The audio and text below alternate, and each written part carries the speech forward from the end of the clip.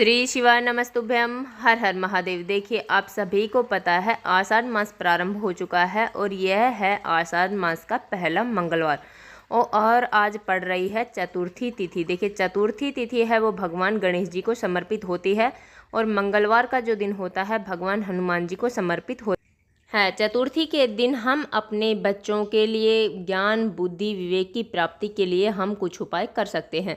और देखिए, मंगलवार के दिन हम कर्ज मुक्ति के लिए ऋण मुक्ति के लिए हम उपाय करेंगे। रोग बीमारियों को दूर करने के लिए आपके घर में गृह क्लेश बहुत ज़्यादा है और आपकी नौकरी नहीं लग रही है, व्यापार नहीं चल रहा है, तो आज के दिन आप ये उपाय जरूर करें। पूज्य गुरु जी की कथा सुनकर समझकर समझाने का पूरा प्रयास करूँगी, इसलिए वीडियो को अंत तक जरूर देखना। और अगर आप भगवान शिव के अनंत भक्त हैं और उनकी कृपा पाना चाहते हैं तो चैनल को सब्सक्राइब जरूर करना। चलिए चलते हैं पहले उपाय की ओर। पहला जो उपाय है वह 5 गेहूं के दाने से है। देखिए, आपके जीवन में, अगर आपके जीवन में, आपके बच्चों के जीवन में, आपके परिवार के सदस्य के किसी भी सदस्य के जीवन में अगर ज्ञान बुद्धि विवेक की अत्यधिक कमी है तो आप ये उपाय जरूर करें। देखिए, आपको लेने हैं 5 गेहूं के दाने। गेहूं के दाने वो खंडित नहीं होने चाहिए, टूटे फूटे गेहूं के दाने नहीं होने चाहिए। गेहूं सबके घर में आसानी से मिल जाएगा। इसके बाद में हमें लेना है 1 लोटा जल। लोटा है वो हम तांबे का लेंगे, उसमें शुद्ध जल हम भर लेंगे। देखिए, जल हमें अपने घर से भरकर ही ले जाना है। पूज्य गुरु जी ने बताया है अपने घर से भरकर ले गया हुआ जल हमारे समस्त दोषों को समाप्त कर देता है। इसके बाद में ये सब सामग्रियां लेकर हमें पहुंच जाना है भगवान शिव के मंदिर में। देखिए, वहां पर जाने के बाद में सबसे पहले जो हमारे पास 5 गेहूं के दाने हैं उनमें से 4 गेहूं के दाने हमें लेने हैं और भगवान शिव के शिवलिंग पर जो गणेश जी वाला स्थान है उन्हें वहां पर ओम गण गणपते नमः का स्मरण करते हुए हमें समर्पित कर देना है। देखिए, अब हमारे पास जो 1 लोटा जल है उस 1 लोटे जल में से थोड़ा सा जल हमें उन गेहूं के दानों पर समर्पित कर देना है।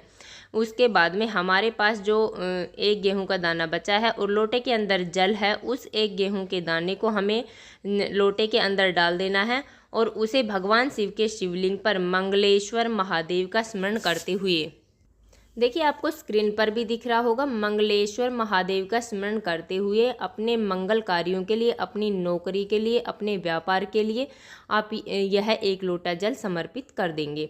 देखिए, जल हमें धीरे धीरे समर्पित करना है। देखिए, यह हो गया पहला उपाय। बहुत ही अचूक उपाय है, बहुत ही कारगर उपाय है। आप अब चलते हम दूसरे उपाय की। और दूसरा जो उपाय है वह कर्ज मुक्ति के लिए है। देखिए, हम ऋण तो ले लेते हैं परंतु चुकाना उन्हें बहुत ही मुश्किल हो जाता है, तो ऐसे में हम मंगलवार के दिन यह उपाय जरूर करना चाहिए। हमें करना क्या, हमें लेना है 1 लोटा जल। लोटा है वो हम तांबे का लेंगे, उसमें शुद्ध जल हम भर लेंगे। उसके बाद में हमें लेना है 1 टुकड़ा गुड़ का। देखिए, गुड़ आपके पास अगर 1 टुकड़ा है तो आप 1 टुकड़ा भी ले सकते हैं, अगर आपके पास 2 टुकड़े गुड़ के हैं तो आप ये भी ले सकते हैं।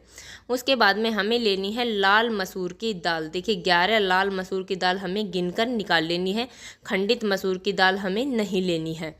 इसके बाद में ये सब सामग्रियाँ लेकर हमें पहुंच जाना है भगवान शिव के मंदिर में। देखिए, वहां पर जाने के बाद में सबसे पहले हमें अपनी पूजा प्रार्थना कर लेनी है। उसके बाद में हमें यह उपाय कर लेना है। उसके बाद में हमें सबसे पहले 1 लोटा जल जो हमने लिया है उसमें हमने जो गुड़ के टुकड़े लिए हैं वो गुड़ के टुकड़े हमें उसके अंदर डाल देने हैं। उसके बाद में यह मसूर की दाल एक एक करके हमें लोटे के अंदर डाल देनी है। देखिए, हमें एक बार 1 मसूर की दाल हम डालेंगे, फिर श्री शिवाय नमस्तुभ्यम, दूसरी मसूर की दाल हम डालेंगे, फिर श्री शिवाय नमस्तुभ्यम। इस प्रकार करके हमें एक एक मसूर की दाल उसमें डाल देनी है और वह 1 लोटा जल हमें भगवान शिव के शिवलिंग पर मंगलेश्वर महादेव का स्मरण करते हुए, ऋण मुक्तेश्वर महादेव का स्मरण करते हुए ऋण उतरने की हमें कामना करनी है और वह 1 लोटा जल हमें धीरे धीरे भगवान शिव के शिवलिंग पर समर्पित कर देना है। तो इस प्रकार हमें यह दूसरा उपाय भी कर लेना। अब चलते हैं हम तीसरे और अंतिम उपाय के। और तीसरा जो और अंतिम उपाय है वह बहुत ही खास उपाय है, बहुत ही अचूक उपाय है मनोकामना पूर्ति के लिए। यह उपाय उन लोगों को करना है जिनकी कोई भी मनोकामना है वह पूरी नहीं हो रही है। बहुत प्रयत्न कर लिए, बहुत प्रयास कर लिए, बहुत व्रत कर लिए, उपवास कर लिए, परंतु मनोकामना पूर्ण नहीं हो रही है। उसके लिए हमें करना क्या, हमें लेना है 1 लोटा जल। लोटा है वो हम तांबे का लेंगे, उसमें शुद्ध जल हम भर लेंगे। उसके बाद में हमें लेनी है 5 बेलपत्र। बेलपत्र वो कहीं से खंडित नहीं होनी चाहिए, कटी फटी बेलपत्र हमें नहीं लेनी है। देखिए, अगर आपके पास बेलपत्र नहीं है तो पूज्य गुरुजी ने यहाँ तक कहा कि आप भगवान शिव के मंदिर जाइए और वहाँ से बेलपत्र उठाकर ले आइए। उन्हें धोकर, शुद्ध जल से धोकर उन्हें दोबारा उपयोग में ले सकते हैं। अब ये सब सामग्रियाँ लेकर हमें पहुँच जाना है भगवान शिव के मंदिर में। वहाँ पर जाने के बाद में सबसे पहले हमें 5 बेलपत्र एक साथ उठानी है और उन्हें भगवान शिव के शिवलिंग पर, जो गणेश जी वाला स्थान है, वहाँ पर हमें स्पर्श करवा देनी है। देखिए, समर्पित हमें नहीं करनी है, एक साथ हमें 5 बेलपत्र स्पर्श करवा देनी है। उसके बाद में वहाँ से वो बेलपत्र हमें उठानी है और भगवान शिव के शिवलिंग पर श्री शिवाय नमस्तुभ्यम का जाप करते हुए वो बेलपत्र हमें अपनी मनोकामना बोलते हुए समर्पित कर देनी है। देखिए, उसके बाद में हमारे पास जो 1 लोटा जल है, उस 1 लोटे जल को भगवान शिव के शिवलिंग पर श्री शिवाय नमस्तुभ्यम का जाप करते हुए हमें वह 1 लोटा जल धीरे धीरे समर्पित कर देना है।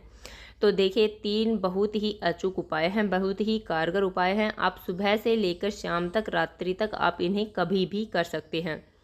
तो देखिए, हमने अपनी तरफ से समझाने की पूरी कोशिश की है। उम्मीद है आपको वीडियो समझ में आ गया होगा। अगर वीडियो अच्छी लगी तो लाइक करना, और अगर आप चैनल पर नए हैं और अभी तक आपने चैनल सब्सक्राइब नहीं किया है तो ऐसे ही छोटे छोटे उपायों को देखने के लिए प्लीज़ हमारे चैनल को सब्सक्राइब जरूर करें। श्री शिवाय नमस्तुभ्यम। हर हर महादेव।